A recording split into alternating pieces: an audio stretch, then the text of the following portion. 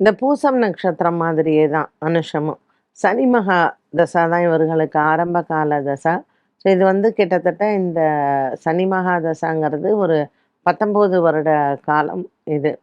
சனி பகவான் ஜாதகத்துல சரியாக அமையவில்லை அப்படின்னாலும், லக்னம் சரியா அமையல அப்படின்னாலும், இந்த சனி மகா தசையில இந்த பசங்கள்லாம் படிப்பு விஷயத்துல சில மறதிகள், இல்ல மந்தத்தன்மை வந்து இவங்களுக்கு அதிகமாக இருக்கும்.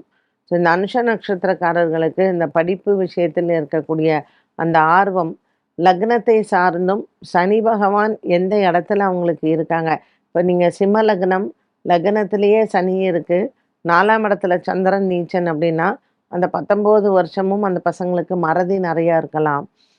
அதுவும் சூரியனும் நீச்சம் அடைஞ்சிருச்சு அப்படின்னா, கொஞ்சம் அந்த பசங்களுக்கு படிப்பில ஆர்வம் குறைவாகவும் இருக்கலாம்.